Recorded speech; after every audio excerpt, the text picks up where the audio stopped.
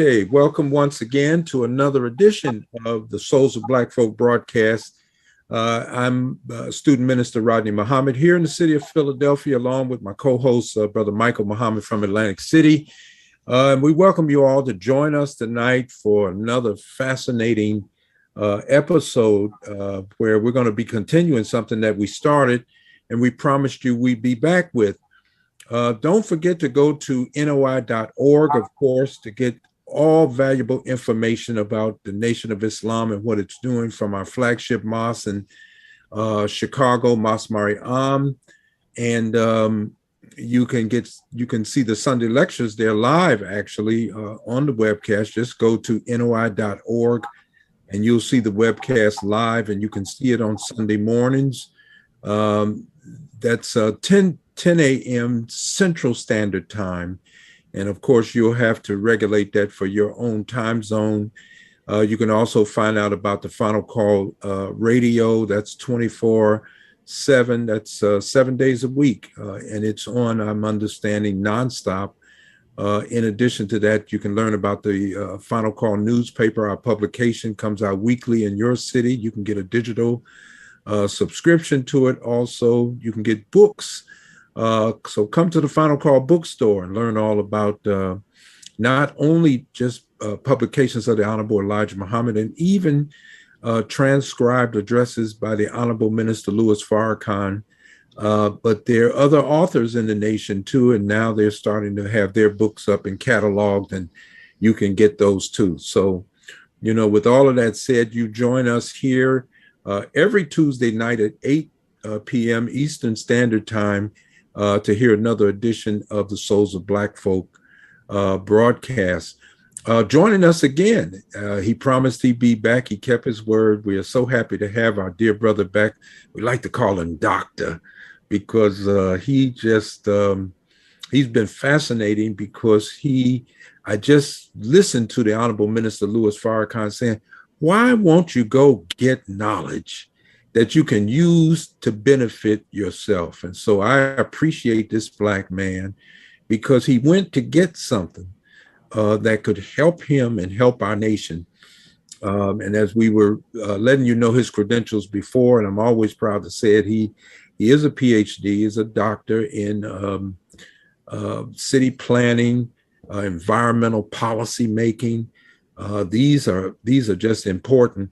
And so that segues into our show because tonight we're going to be talking about gentrification. We started out talking about Tulsa, Oklahoma, burning down our places of business, our places of worship, burning down, our centers for commerce, economic activity among ourselves, and I would even say stripping us and burning down our hopes.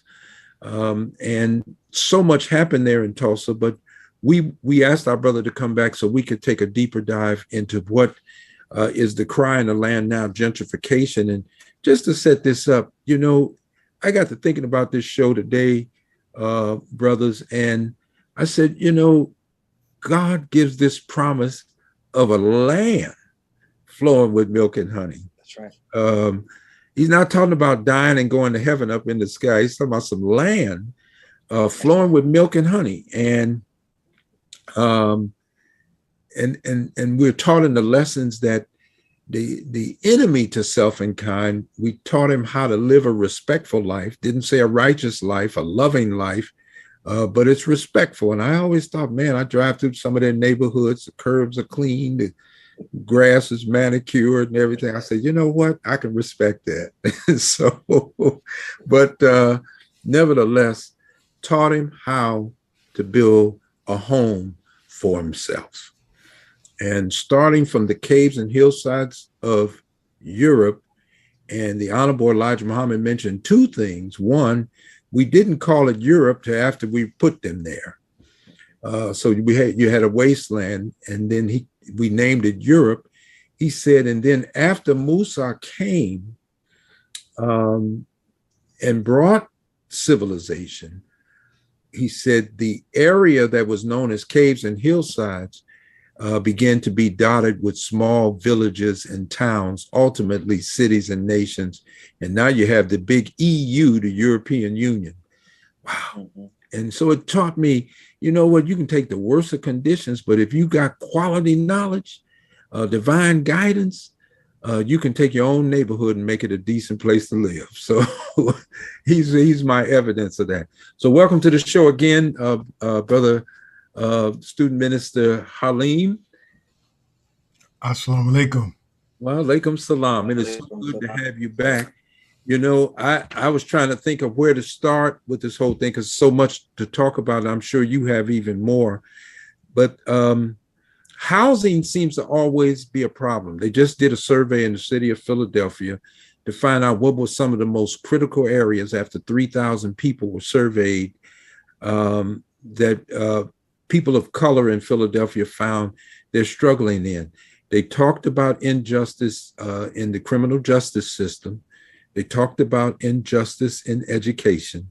And they talked about one of the other places that you can clearly see racism today in Philadelphia and throughout the country is housing, where we live and being able to control that. And so I thought that was interesting. And we had to come up with a housing bill in 1968 because there was great and gross inequality seen in this area, and we knew about redlining. So, brother, maybe you the guest, but maybe you need to start us. Where did this gentrification come from? And I've heard a lot of theories thrown up and everything, but I'm sure in your area of expertise, you've seen how this develops, how it works, and why we can't seem to just stop it. I thought we just stopped selling our homes and we would stop gentrification. I don't know if it's that simple. What do you think? Well, brother, you started it off right with the most honorable Elijah Muhammad and the honorable Minister Louis Farrakhan. So I'll go to the honorable Elijah Muhammad's faithful minister, and we'll start with the phrase that he coined. He who gives you the diameter of your knowledge prescribes for you the circumference of your activities. And so it starts with our minds, our thinking. So if you just look at, gentrification, I'll give a very simple definition of it. It's neighborhood change that creates displacement. Neighborhood change that creates displacement. And if you look at gentrification or landed gentry, coming out of the feudal ages in Europe, and the desire of those who were part of the fiefdoms, the desire of the common man who was keeping up the land, farming, living on the land for the royalty, the landed gentry, the landlord. The landlord. There was a desire when you trace Anglo-Saxon or you trace the Magna Carta and others, that a man's home is his castle, that there would be a right to owning land and being able to live off of that land. And yes, the king is still the king, but I'm the king of my castle, my small piece of land. So when you translate that and take it to the Americas, when they came over here, the colonies all were actually charters. There were three different types of charters. I won't go on that deep dive, but the king and the parliament and others gave charters so that they could come over here, make money, get the land, have rights to the land, and send back money to the crown or to corporations that they set up. You fast forward, and you really have to understand that the founders of this nation, those 56 men who signed the Declaration of Independence in the midst of the Revolutionary War, were all property owners. They owned land, and some of them owned people. All right. And then the 55 white male property owners that were invited to the Constitutional Convention, and those, actually it was 74, 55 showed up, 39 stayed and signed that document called the United States Constitution. There's 40 signatures on it, but 39 people signed it. One signed as a proxy. Again, I won't do a deep dive, but all of them were property owners. So what we have to wrap our head around, in fact, is that the basis of, you can call it capitalism or whatever you want to call it, the basis, the very ethos, the mindset of the people who founded this country was property, personal property.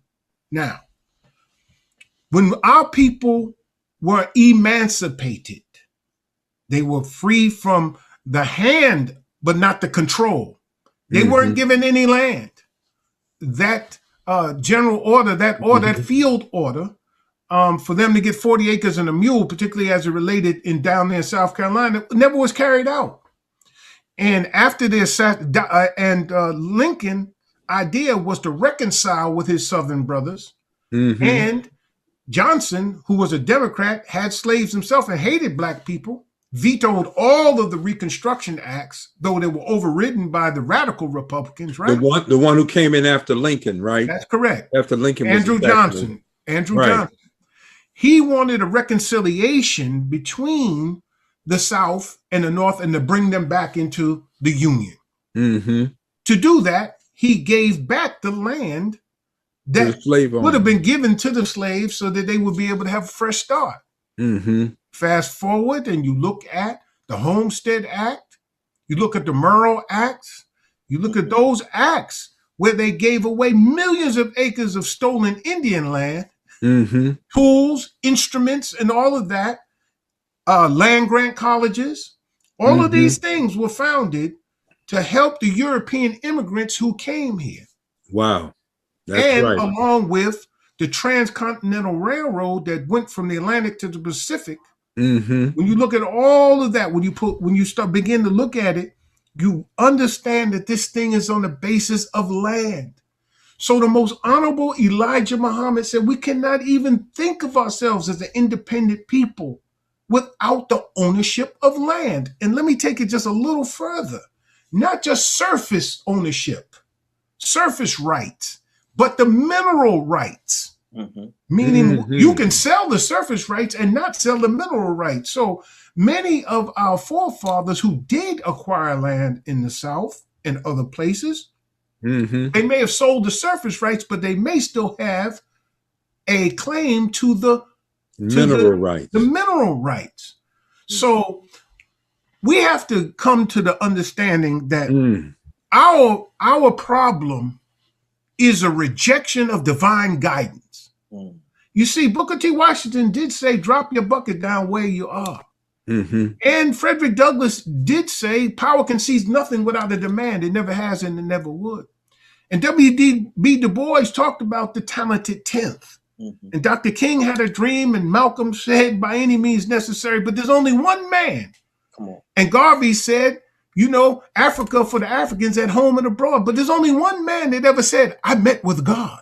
That's right. And he said, you need to get some of this earth you can call your own. Our rejection of that man and what he proposed is at the root of our condition as it stands, because had we have a mindset that we need to acquire land, then from land you get food, clothing, shelter. You get all the necessary ingredients for its existence in America.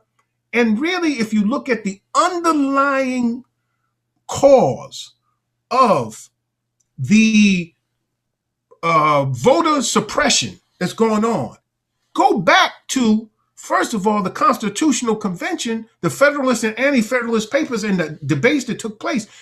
The founders of this nation did not want non-property owning white males to vote. They didn't even think about women and, of course, us and the Indian, but they did not even want non-property owning white males to vote. Fast forward to Reconstruction, they saw black people being manipulated by then the Republicans, who they saw coming out of slavery. They were ignorant, so they had the votes, they did this, that, and the other, and they didn't see us as being capable, competent, or qualified to have the franchise. So fast forward now, That's the same way they still see us. They're making it very difficult for the least, the last, the lost, the poor to vote, Mm. the disabled to vote, young people to vote. So they want to keep the power of the political franchise in their hands, but also it is to protect the gains that they got over the last 40 years with this trickle down economics, whereby the rich have gotten richer. The 1% has this edge that they don't want to give up and they don't want to share. But what we have to understand is that the most honorable Elijah Muhammad and the honorable Minister Louis Farrakhan's solution is still on the table. We need some of this earth we can call our own. So our focus must be on, and must continue to be on, the acquisition and the sustainable development of land, period. Well, I noticed, and of course, I was looking at some documentary years ago, and I remember him saying, in something like 1860, before the real turn of the century, a lot of existence outside of a city was just considered the country. It wasn't until going into the 40s, but particularly the 1950s, that you begin to see beyond the cities, smaller towns. And if you've ever just taken long drives from one place to another in the country, sometimes it just seems like you just run into unending, never-ending little cities, never really seeing any wide country space. And I guess I wanted to talk about the suburbs and how we called it white flight, and people went out to develop other areas, but it became real centers for generating capital by getting these new homes built, new centers are set up, tax bases are laid for schools and other things. And many times it seemed like the suburban areas were serviced better than some of our neighborhoods in the inner cities. We're on a carefully choreographed plan for disinvestment. But I guess I was reading that developers made their money, but they can't make big profit building further away from the cities than they've already built. In other words, if I build one more town with beautiful homes and everything, well, somebody would like to live there, but they say, man, it's just too doggone far from the city where I work. And we don't have a train system, the regional train rail to take me back in. So he's not going to make profit there. So the only other place they're saying the developer could make money is to go back into these inner cities where there have been disinvestment plans, and they're decaying from within, and they start buying up all of these abandoned homes. And of course, it's not a day that goes by that there's not an offer for my wife and I to sell our home and get out of Philadelphia and go somewhere else. So, so obviously you're looking at this, but from your perspective, is it any way to stop this? It seems like they have cooperation. You first have to have a developer that's willing to take the risk. You need banks that's going to cooperate with him.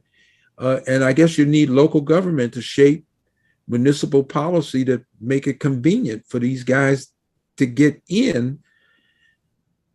And there we are, we're sitting there probably with property that's owned, but we have not a dime to fix up the plumbing, the leaky roofs, the flooding basements and everything. And so, we try to get what dollar we can and go.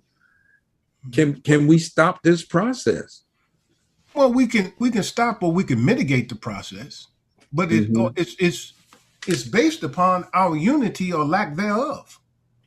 See, there are two forms of community development. Mm-hmm. One is needs-based community development, where you look at the community, you say, oh my God, we need this, we need that, we ain't got this, we ain't got that, oh, woe is me. Please, somebody parachute in here as Captain Save a Negro and save us. That's needs-based. And what happens is that yourself, myself, and others activists in that city of Philadelphia, which are some great minds are there. They fight for, we need HIV is spreading in our community. Gun violence is spreading in our community. We need this. We got homelessness. We need. And then somebody from the University of Pennsylvania, LaSalle University, will write a grant to the Ford Foundation. We'll write a grant to the Rockefeller Foundation. We'll write a grant to the Brown Foundation. And they will get some money so that they could come in, do a study, write a paper up, get their master thesis or their PhD dissertation research done. And what happens is, because they have the money and the resources to address short-term the problems that we are raising hell about, what happens is that emasculates us as activists and advocates, and the people go where their needs can be fulfilled, only to be left by the trader with no one able to interpret any longer. And then we're left with the same problem. But the other approach is asset-based community development, which is for us to identify the individuals, the associations, and the institutions that already exist in the Black community, organize them and leverage them to get what we need. So that is the approach that has to, so it comes down to a mindset. And we need to stop this integrationist fantasy, this illusion of inclusion that we have, that somehow, some way we're sitting around waiting for others to change their mind about us instead of us changing our mind about ourselves and our own possibilities. Mm-hmm. To have $1.3 to $1.5 trillion of consumer spending in our economy, in a Black economy, and not be able to marshal some of that percentage of that money towards our own collective benefit is literally, again, a rejection of what we are taught by the Most Honorable Elijah Muhammad, which is, in fact, the embodiment of what Marcus Garvey taught, Booker T. Washington taught. You can think of any of those great thinkers. I don't have to go back. I just look in the end of the 20th century, and going into the 21st century is an extension of his work through the Honorable Minister Louis Farrakhan, that this is what we have to do. And that's what the Muhammad Economic Blueprint is about. Well, I look at the Honorable Minister Louis Farrakhan. In truth, he's a resident of Chicago, Illinois. He actually has a place that he resides that's inside the city limits, right there at 4855 South Woodlawn. I live in the city, but I'm noticing more and more, maybe my protocol director lives in the city, but more and more the officers that we have, they're starting to live outside of the city, but the mosque is in the city. And there are a lot of parishioners now, registered members now, that are moving outside of the city for a better living arrangement. And so if churches, mosques are trying to hold on to congregations, and they may stay a member at that church or stay a member of that mosque, but they're living outside the cities, can we really marshal and leverage, like you say, when we don't even live in the city anymore, to fight for our own best interests? And I'm learning that these suburban settings, they're not conducive for folks that are poverty stricken. First of all, you don't have the public transportation that you have in the urban centers. You don't have the setups for the kinds of public assistance that some people need that are out of work and all of that. I mean, are you seeing that dynamic? I'm wondering if that dynamic is taking place in a lot of our major cities. Everywhere, Brother Rodney. See, what happens is, brother, is that you and I begin having these conversations, and some of our viewers are asking the question, Negro, where did y'all get that from? Which is the late Dr. Khalid would say, which translates into, where can I go read it? Well, white folks wrote it. Oh, yeah. So confronting suburban poverty in America. The truth of the matter is that, in fact, the suburbs are having an increasing number of people who would be considered poverty stricken. Now, Hmm. the suburbs are not conducive to the type of urban living that we want because the suburbs is an agglomeration of single use purposes that are connected only through automobile traffic.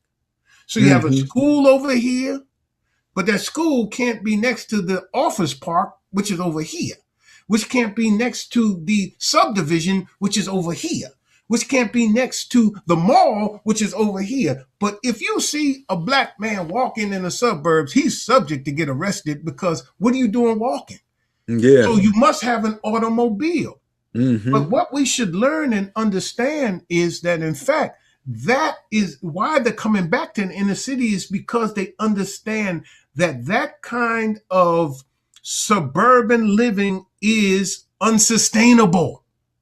Yes. Yeah. Because, and hear Yeah. me now, and if you look at, I'm a new urbanist.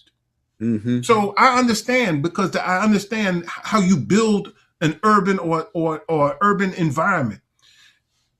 Urban environment is that has been formed in Europe and in America. And when they went to Africa, this is what they found. I'll give you a little something on that in a minute. What you find is something that is dense, walkable, and diverse in its use. So you have retail on the bottom, stores, cleaners, whatever on the bottom, and you have residential on the top, mixed Mm. use. Okay. And so when you have that kind of, so you see now bike lanes, advocating for bike lanes. Yeah. You seeing the advocacy of more walkable pedestrian environment. So you're going to see trees so that you have shade. You're going to have wider sidewalks. You're going to have curb cuts so that the people with wheelchairs and disabilities can go. That's the American Disabilities Act. You're going to find more connections to public transportation. You're going to find all these things, and then you find through innovation and technology the advent of ride sharing. So you don't really Mm. need a car. You can Hmm. either catch SEPTA, or you can ride your bike, or Hmm. you can catch a Uber or a Lyft, Yeah. right? And at the Right. same time, I live where I live, and within a half a mile walk, right, a neighborhood. Clarence Stein was one who developed the neighborhood planning unit. Clarence Stein created he studied. They actually studied. He and Daniel Burnham, who is the one who drew up the plan for Chicago and the Magnificent Mile there in Mm. Chicago. Yes. They Yes. studied what was called the Mesopotamian model. Mesopotamia. What do you mean Yeah. So that goes Mesopotamia? What are you back talking to about? an Time machine? You ancient talking about period. you talking about Northeast Africa? You talking about Asia? That's right. Middle East is something that Winston Churchill made up when he was part of the Foreign Service. There's no such thing as the Middle East. I agree with you. I think it's 1901 when the term was really coined by the British, and it was started by some American admiral. I had his name down once. So, But yeah, but yeah. So the point is that they studied the Mesopotamian. And what's the Mesopotamian model? The Mesopotamian model was that the temple, the mosque, the synagogue is at the center of the urban area, and then what you have is a set of connector streets, but around it you have major thoroughfares. All right, mm, but it's a half mile. It's a half mile. So it's a quarter. So, but what happened was when they brought that concept to America, the neighborhood planning unit, at the middle of it was the elementary school. In the mm, daytime, that neighborhood, that school would serve for education for the children, but in the evening, it would be a civic center. It would be a place where you would come and the community could gather to take care hmm, of their civic hmm. engagement. It's Wow. the Mesopotamian model. They got it from us. Let me just put it like that. Yeah. When you study the plan of Chicago and you go into the introduction of it, you see Burnham and them studied Egypt. They studied all of our ancient civilizations, brother. Mm. And that's how they came up with the concept that they had for Chicago, the plan of Chicago, the Magnificent Mile, and also Do you think that was a factor in Master Fard Muhammad choosing that city for his servant? to go to plant himself to headquarter. Well, again, we're not spooky and we don't believe in coincidence, because for us, Islam is mathematics and mathematics is Islam. Mm-hmm. And when you look at the distance between Detroit and Chicago, you have literally the same amount of distance between Mecca and Medina. When you look at Detroit at that time being the, I would say the manufacturing hub of America, right? And then when you look at Chicago, of course, being the Board of Trade, being actually the breadbasket. And when you looked at Medina and Yatrib, as it was called Medina, the city of the prophet, but it was full of oases, it was full of farming, it was an agricultural hub. So when you look at the two, and you look at Mecca, Mecca's main money was made from the Hajj. They go back to the time of Abraham. So so Muhammad was messing around with the money. They was like, hey, Muhammad, look, you can worship any God you want to, but if you talk about there ain't but one God, you cutting out them other 364 other gods that we got going on, brother. Look here, man, this cat here that believes in this one God, man, he says, man, we got to have pigeons so he can sacrifice to his God. This one wants to sacrifice camels. You cutting me out, Muhammad. 360 of them. Yeah, you're 359. So you got, look, we all know of Allah. We know of Allah, but you can't make him the only God, Muhammad. You got to go. You got to go. So he went to your tree. And when you look at it, one of the first things that he set up after building the mosque there in Medina was the souk. The market. And he made it close to the mosque so that, and the madrasa came later. The school. But the souk, the market was there. So anyway, let me bring it all the way back. It's good. Yeah. The neighborhood, we have to understand that right now what we're looking at is them coming and reclaiming, yes, what they ran away from, but all of that suburban growth was, in fact, when you go back to the Great Depression, Herbert Hoover's plan to come out of the Great Depression was really home building. And and you look at the genesis of 30-year to longer mortgages than having to pay it off in a year was him. And then as you begin and you see the evolution of it, particularly think about all of the immigrants that came in.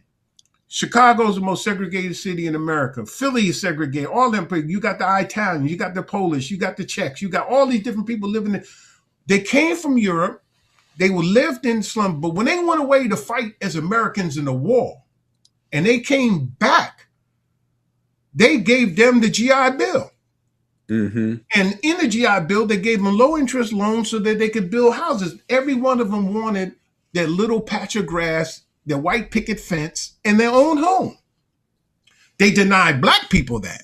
That's right. But they got it for themselves. And so you have Levittown and other places like that. That's right. Where they learned how to do tract home, meaning these are almost cookie cut kind of homes. They learned how to do that and how to economize and build these stuff, but they made sure through deed restrictions, through redlining, as you said, through bank loans, through insurance, and other things, how to keep us out.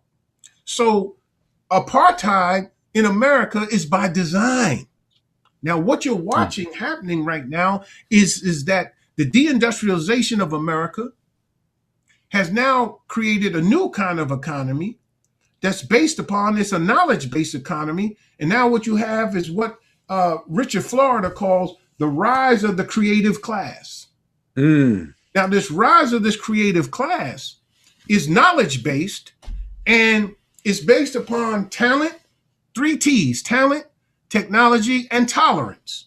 Now, what the more progressive planners say is that this is a blueprint for gentrification. Come on. So he was very sensitive to that critique. So he wrote a second book called The New Urban Crisis. Right? How our cities are increasing inequality, deepening segregation, and failing the middle class, and what we can do about it. See? But all of this is almost because of our rejection of divine guidance. And you know, whatever I learned in school, brother, whatever knowledge I acquired in acquiring these degrees that I have, brother, is only documentation that confirms the revelation. Mm. So what the most honorable Elijah Muhammad received from the mouth of God, all I can do is I can pull the scholars that tell you Muhammad was right. Mm. And you should have listened. And so when Mhm. the scriptures say my people are destroyed from knowledge, the next destroyed from a lack of knowledge, the next verse says because they reject knowledge. Yeah, So because this they is reject American apartheid, brother. Segregation and the making of the underclass. You it. talked about last time we was on how to kill a city. Yes, by Makowitz. Right.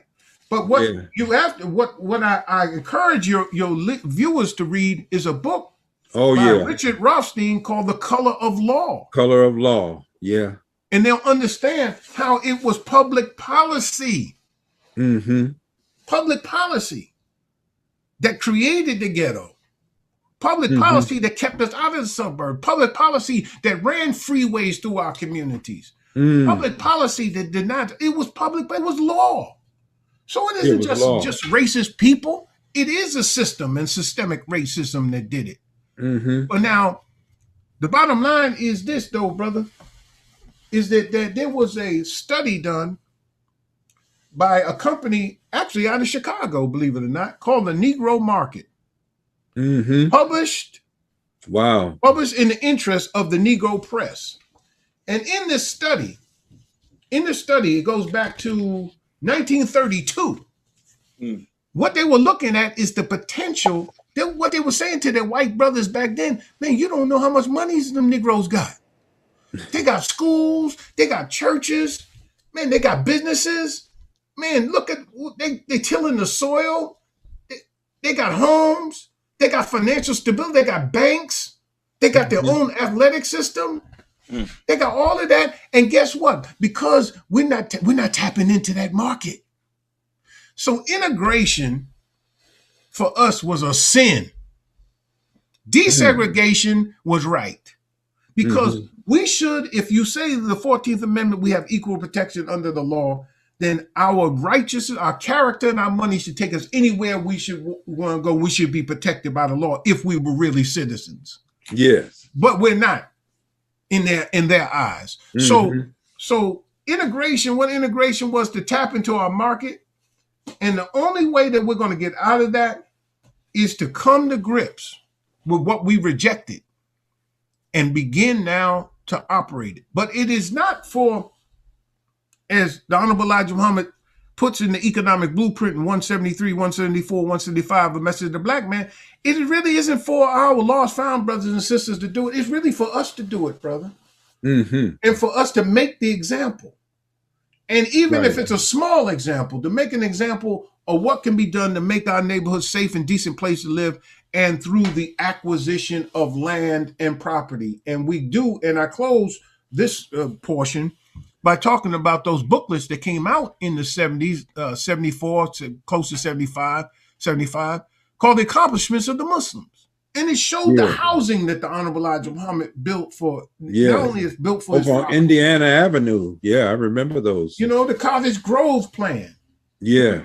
These things, the Phoenix Redevelopment Project, all of those things that he had, the idea he had for even with Mosque Mariam to take that and expand that complex. Yeah, a larger campus. Right. And to have a hospital. And he tried to buy the country club because he wanted to do a hospital, he wanted to create a university, all of these things, brother.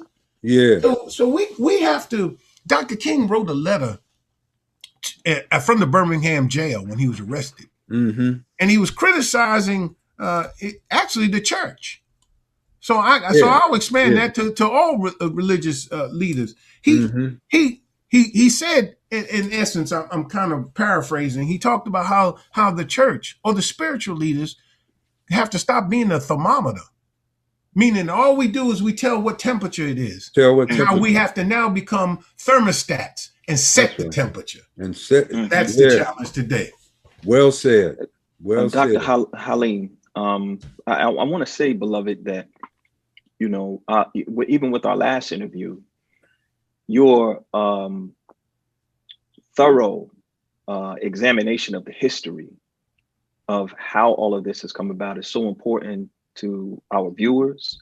You you know, it really gives the context to why we have ended up in this situation that we're in, and even how we can get out of this situation, obviously with the teachings of the Honorable Elijah Muhammad and what he's proposed and what the minister continues to propose. I just want to say to you, beloved, we really appreciate the historical context that you give to this, because it is very informative, and I'm certain that our viewers will also appreciate it, especially the way that you reference the material. It removes the dogmatism and the argument of dogmatism from the conversation. So we just want you to know, brother, we really appreciate that, your understanding and your view and your delivery on the subject and your expertise. Thank you, brother. Yeah. Well, and I echo that too, brother student minister Michael. All praises due to Allah. But everything that I did, even up to and including my PhD, really was using the placenta or the filter of the teaching of the most honorable Elijah Muhammad to be able to filter out that which is extraneous, that which had no use, but go to the core of the principles that he taught us.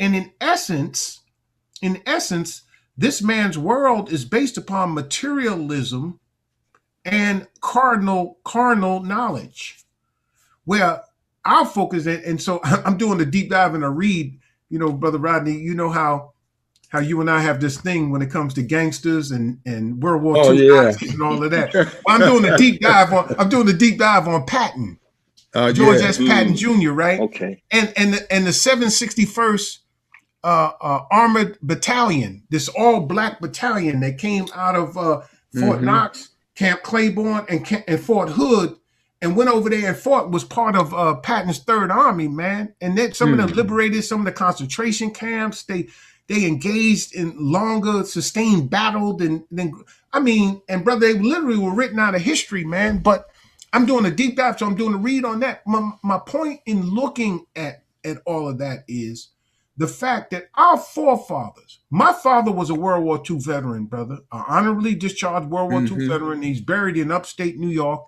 in a veterans, the national gravesites. And I think about the price that our people paid for this country, from Crispus Attucks all the way through to even the last black man that died in Iraq or Afghanistan or some foreign place, believing in what this country stands for. And yet it can't live up and won't live up to its promises. At a certain point in time, you're looking at all of this fracturing, this unraveling of America, as the Honorable Minister Louis Farrakhan pointed out to us in 2020. You don't have to be a Debbie Downer or a negative person. All you got to do is have your eyes clear and see men as they are. Once you meet Jesus, you see men as they are. You don't see them as trees walking. You don't see them bigger than they are, and you don't see things that should be stationary moving. You see men and women as they are. And if you read Gibbon's Decline and Fall of the Roman Empire, if you read H.G. Wells, if you read any of these people, you begin to see this pattern set up where we're so arrogant that we won't even humble ourselves, man, and do what is necessary to save this nation. Black people believe in America more than the people who are the beneficiaries of it.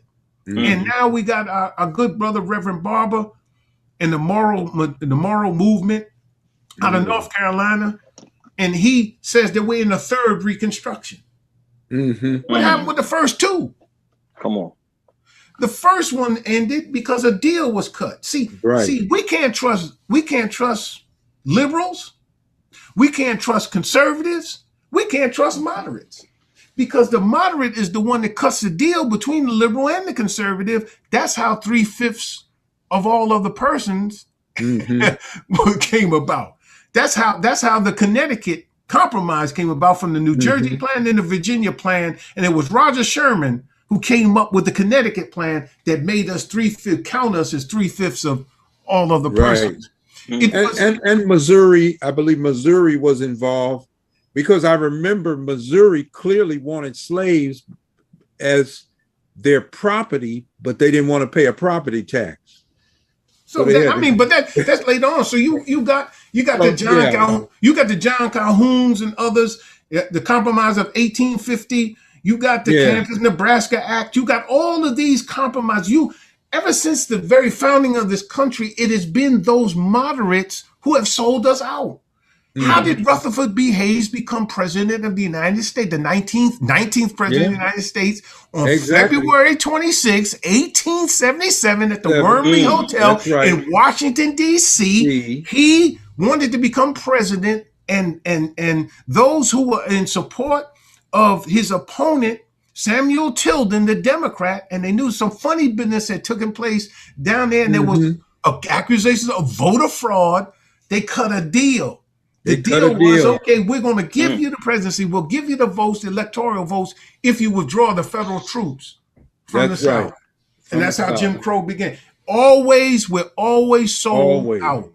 So at what point, when we talk about Kwanzaa, Kujichagulia, self-determination, my brother, I'm not making mockery, but if we're about self-determination, Kujichagulia, it should be every day we're thinking about self-determination.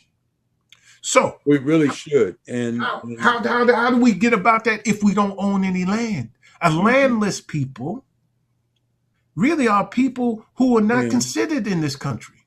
And I always hear from time to time, the Honorable Minister Louis Farrakhan brings up the word zeal, because zeal is necessary to jolt and catapult a people out of one state of living, existing, etc., to something better. It won't manifest fully the goal of maybe what one envisions, but we've got to get from the place where we are right now.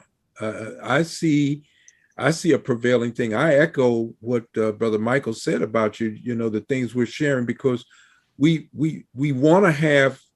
don't want to sound dogmatic, and there's so much evidence to support real truth. I see the Quran, even the truths of the Bible, that Allah always obligates himself to make certain that revelation appeals to man's reasoning powers, because if it didn't, he'd be calling us into some magical thinking. But the revelation should come, and there should be a logic. And I see the Honorable Elijah Muhammad saying, well, revelation is God is a man. We just cannot see him as anything other than such. Then he invites the logic. Man sees, God sees, God hears, man hears, so there has to be something logical. I think it takes real determination to take a people totally out of the character and nature of what they created. Your own nature is designed to guide you back into what's in your best interest, but to be totally against your best interest and to see your best interest as something that's your worst, somebody had to be real determined to get us to think like that. Well, when we reject knowledge of self, which the Honorable Minister Louis Farrakhan teaches us from the Honorable Elijah Muhammad, is akin to the knowledge of God. Yeah. When you akin to, like unto the knowledge of God. So when we don't know self, how can you love self? Right? And how can you, if you don't know self, how can you know God? And how could you love God who you've never seen, but hate your brother who you see every day? So we are in this, as you and I have had this discussion offline, brother, this demonic spirit that has taken over our community, not completely, but it is a overspreading darkness, right? And it is 180 from the spirit of the Million Man March. Atonement, reconciliation, responsibility. We're not about the atonement, we're about revenge. In fact, it's not even revenge. I used to, Man, I used to love Philly, man. I used to love Philly in this way. I still love Philly, man. But I used to love it this way. I had to be careful, man, because somebody wrote up on you and said, man, what corner you from? You from 61st and Vine? Where you from? Did you go to Brook? Did you go to West? Did you go to Bartram? Yo, where you from? I'm from Philly. Oh, okay. I got bro. I'm from Jersey. All right. I'm from New York. All right, man. I'm gonna let you make it. But now the killing is random. No, it ain't even based upon what corner you from. And murder it's being utilized as a solution to dispute, disagreement, and that whether the disagreement is a gang, whether it's drugs, whether it's you can't leave me and start going with him and he becomes your new boyfriend, I'll kill both of you. And the children. Yeah, and I was just telling someone, I said, look, there was violence when I grew up, obviously south side of Chicago. Oh, yeah. Jeff Ford and David Barksdale and all of that stuff. I said, but when you went to Cheryl's party down the street, the basement party, for the life of me, I don't know how we got all them folks in that basement, but you had the basement party. with that blue light. You're putting up, with the blue light. But, you're listening to Smokey Robinson, the Supremes and everybody. So you're not going to put a 45 record on talking about killing somebody. And now you have music that lends itself. You have artists, in violation of the pledge we took at the Million Man March that we would only support Black artists and their music if it didn't offend the ears of the human family. It's doing everything and some, and we're still supporting this music. Well, that's because, again, we have an open enemy. Yeah. And that open enemy saw something at the Million Man March. That open enemy saw something that he had forbidden since the days that our feet hit the shores of North America. The beginning of policing in this country, the root of the Second Amendment was threefold. One, to make sure that the citizens are armed in case of invasion, foreign invasion, because the British Crown still had eyes on the colonies. Two, to put down rebellions, like the Shays Rebellion that took place in Massachusetts, and the Whiskey Rebellion that took place there in Pennsylvania, right? But also for insurrections. The original draft of the Second Amendment talked about the country, for the country, but they substituted the word for the states. Why? Because the slave masters were definitely afraid of the insurrection of their slaves. We didn't sit around here singing Negro spirituals, man, picking cotton, man. Some of us was cutthroats, killers. We was trying to get off. Right. We was fighting all the time, fighting these people. So they had slave patrols. They had to be backed up by militia. Militia. So the point is that I'm getting at, beloved, is simply this. They never wanted us gathering together, even when we preached or had church. They allowed it. They found it compatible to be slaves and Christians. They always sat in there and listened, or they had the preacher that they taught to preach certain parts of the Negro Bible. Okay, so when we look at that, brother, they never wanted to ever see us together like that. That's right. Farrakhan, all you got to do is read those 5 things that J. Edgar Hoover put in that memo. Farrakhan fits it to a T. So check all the boxes. Check all the boxes. He got together all of the nationalist groups. He got together.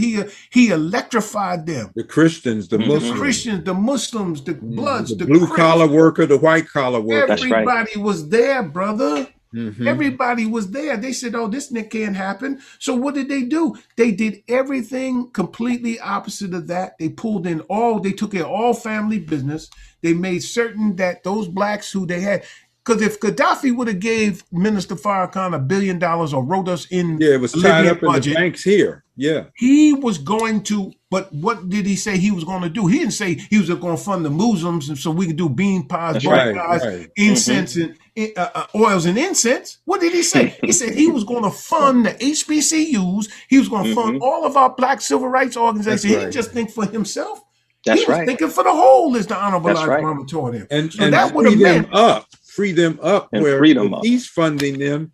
Now they don't have to be beholden to the very thing that they're fighting. Yeah, they could be unapologetically Black. That's Go right. look up the charter of the Congressional Black Caucus. Go look up the charter of the Asian American Caucus. Go look up the charter of the Hispanic Caucus, and you'll see they're fully dedicated to their own people. But us, we're not unapologetically Black. Mm-hmm. We're not unapologetically Black. We should be unapologetically Black. And That's if you right. want my vote, here's my agenda. Well, Come we on were over talking here at and home. come visit me. But you can't just. But you know, when politics, as Minister said, politics without economics is symbol without substance. So as long as we go downtown for our money and come uptown for the votes, we're always going to be on the losing end of that stick. Well, you know, Brother Minister, now I've passed by some towns and seen population of 12,000. I've seen some maybe 70, 90,000. And some of these people have grown up in some of these townships, lived there all of their life, played on the Little League, went to the high school there. That's where their prom was. This is where they met their sweetheart and married them and had their children. And then their children grew up there, and maybe one or two moved away to a larger urban setting. But do you see us,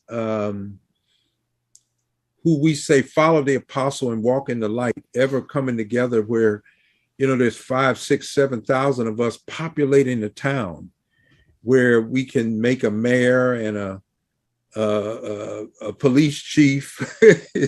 I mean, of course, you're in a state, you got to come under the state constitution, but, you know, populating an area that we can begin to build on, which go back to your word, example. It's just a specimen of what we could be doing on a much larger scale.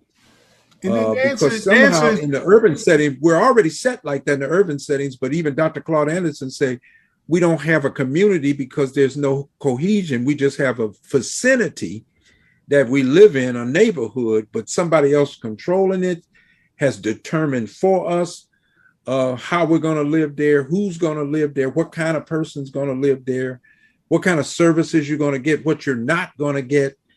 Do you see us doing anything like that? I saw your presentation, Saviors, then it made me think about that. The answer is yes. So there's a question the Honorable Elijah Muhammad asked and answered himself. Do we have the qualified men and women for self-government? Yes. We have everything we need, brother. We have everything we need. Not only outside in the bigger nation, inside the nation. We have everything we need. So this is something that's going to be forced on us when you look at the manipulation of the media with this public health crisis of the vaccines and the pandemic. And you're seeing that they're now setting the vaccinated against the unvaccinated. You understand?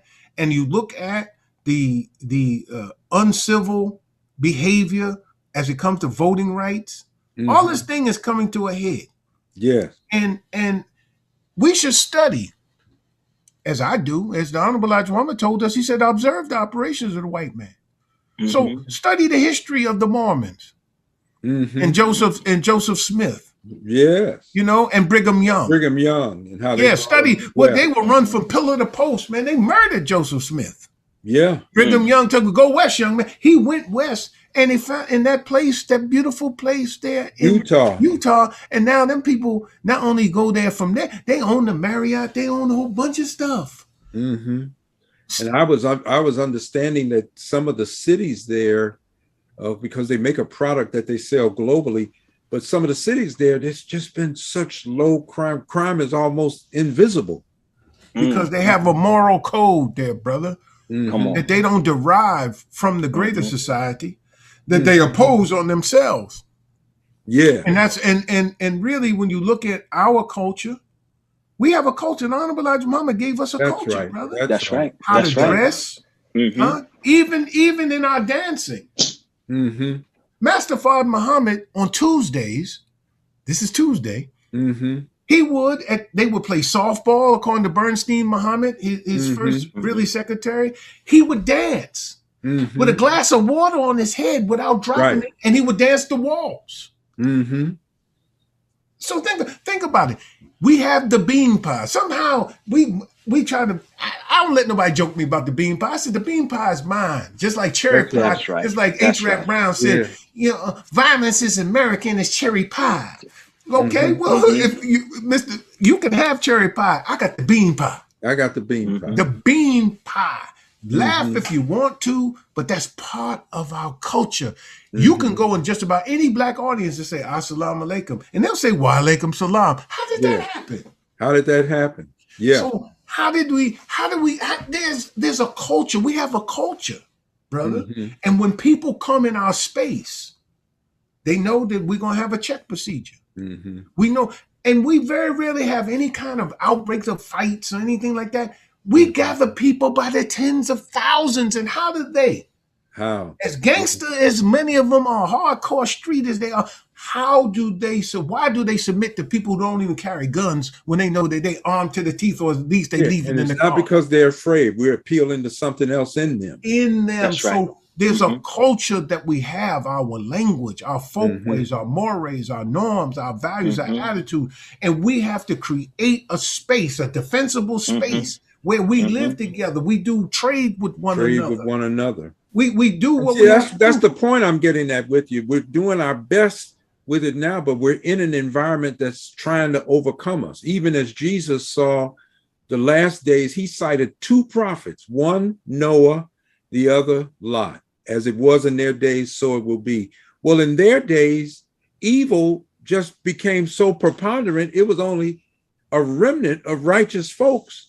And God had to bring about destruction and delivery. Right. Delivery is what? Delivery, another word for delivery, Brother Rodney, is separation. Separation. Yeah. So look, brother, America's for sale. And we have places that we could go. And there's an example of believers doing stuff around the country, right there in Pennsylvania, right here in Texas. I got a group here in Texas, and we have our own farmland there. That's 1,600 acres. All of it is not arable, all of it is not farmable, because in truth, what the white man sold us was not the best part of the 4,200 acres that we had originally. He kept the rest in the trust fund for his children so they could never sell that. But they sold us he didn't really want to sell us the 1,600 acres. He wanted to keep it until he could rip us off eventually. But we bought it. But Brother Ridgely and his wife and others have made it. It's almost a miracle what they've gotten out of the land. Out of the land. But set aside 200 acres. And let's invite our civil engineers and let's invite our architects. And I can't dictate that from here. But I'm saying is I'm qualified, bona fide, and certified to bring together the kinds of minds to do just that, to make an example. So wherever we want to do this, brother, we can do that. Anytime we want to do this, brother, we can do it because we have the qualified men and women inside the nation and outside in the bigger nation that would love to help on such project, so that we can control, because we have to control the logistical food supply chain, man, from the field to the meal. We can't have these people handling our food. That's right. Well, we're seeing it now, and I think it's more pronounced now than ever. Man, we was having such a good time. Time ran out. We're gonna have to do a part 3. Oh, Lord, yes, sir. There's so much to go over. Brother, I love talking with you. I love the information you share. Likewise. So, but if you'll come back, I promise you, we'll do a part 3 so we can get on more of the solutions, because we can see what's happening to us. It's all over. Gentrification was in the book, The National Agenda, back in 2000 when we had the Million Family March. Nobody wanted to even talk about it. Nobody saw it on their radar, but we did. And the Honorable Minister Louis Farrakhan made sure that this would be a book for follow-up for every kind of gathering we have. You're talking about,